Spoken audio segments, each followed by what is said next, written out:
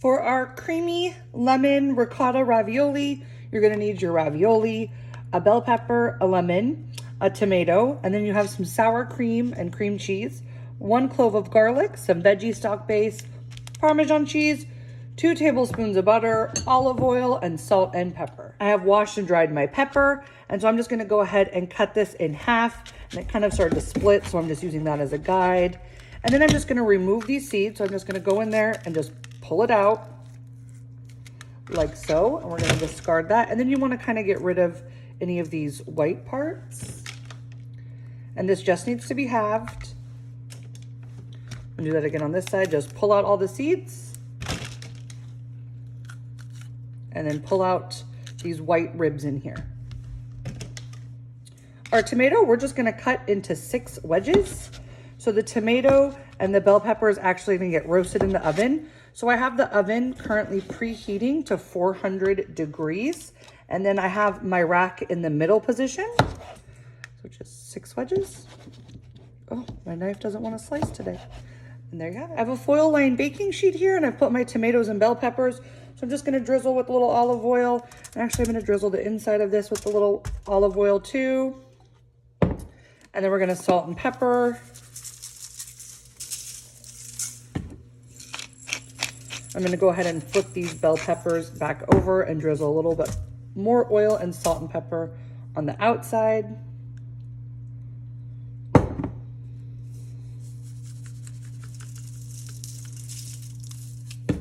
And then these are gonna roast in my oven at 400 degrees for about 20 to 25 minutes until they all get nice and soft and there's a bit of char to them. For my garlic clove, we're actually gonna thinly slice this. So I'm gonna start by cutting off the bottom.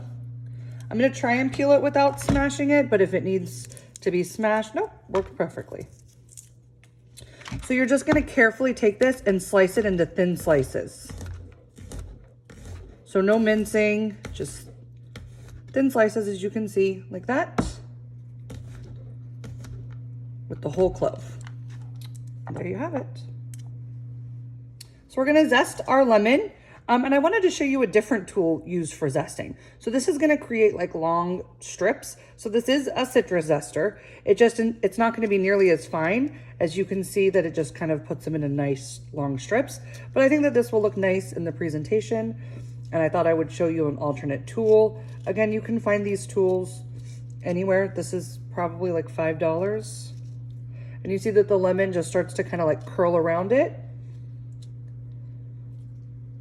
So I'm just running it across the lemon and getting it all nice and peeled. So I'm gonna do that with the rest of the lemon. So now my lemon has been zested. I'm just gonna go ahead and cut this into quarters.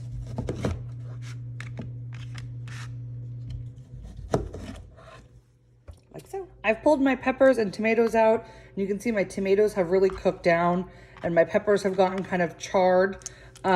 You should wait for them to cool to slice, but if not, you can just use tongs like I am to hold it. There's no reason to let it cool other than it's gonna be tough to handle because they're gonna be hot. So I'm just gonna use my tongs to hold them. And you're just gonna thinly slice the bell pepper into strips, and I'm gonna do this to both sides.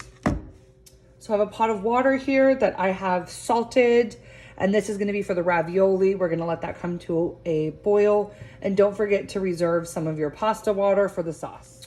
So my water's come to a boil, and I'm gonna carefully add in my pasta. This is fresh ravioli, so it's only gonna take about 4 to 5 minutes to cook. Be careful dropping it into the pasta. You don't wanna splash and burn yourself. So I'm gonna go ahead and give this just a light stir. You wanna be careful not to, they will eventually start to separate as they heat. So you don't wanna be, you know, too rough with them. And I'm actually gonna turn my heat down to a lower, and we're gonna cook these for about 4 to 5 minutes. So my pasta's been cooking about 4 minutes, and you can see that they've kind of plumped up some and they're all floating at the top. So what I'm going to do is I'm gonna carefully grab some of this pasta water. You're gonna need about a 1/4 cup. I grabbed a little bit too much, but in case we need to thin out our sauce, but you're gonna need a 1/4 cup for the sauce. So I pulled that out, and then I'm just gonna strain this and finish my sauce. For my sauce, I'm gonna take half of my butter, so 1 tablespoon, and I'm gonna add it into a pan. And you see, I chose kind of a large pan. This is actually a wok, but I chose a large pan to make it nice and easy for me to toss the pasta with the sauce. If you use too small of a pan that you can't fit all the pasta in, then you're gonna have to like pour the sauce over, but it's much better if you can mix it all together into a pan.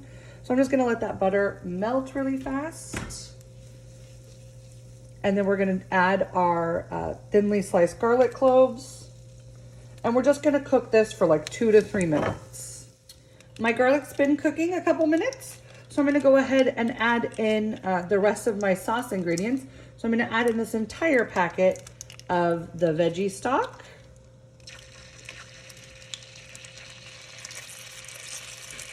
And then I'm gonna add my 1/4 cup of water.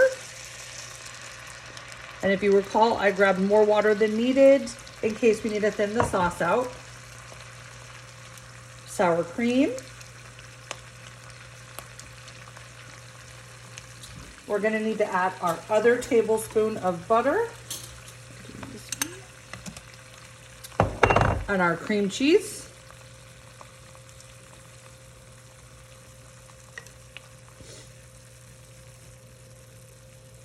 And then we need to add half of our Parmesan cheese. We're gonna save the other half for garnish. It's about half. And then I'm actually just gonna go ahead and give this a good whisk until it's all combined. So my sauce has been all whisked. And if you thought to yourself, this is never gonna come together and it looked like a disgusting mess, never fear. The sauce is now, everything is all melted together and nice and creamy. So we're gonna go ahead and add a squeeze of lemon juice to this. And I saw that there were no seeds, so I don't need to catch any. Give that a little stir. And then we're gonna add in our tomatoes and bell peppers. The tomatoes are under, there they are. Gonna add plenty of salt and pepper. I have a hair on my arm. Now it's gone.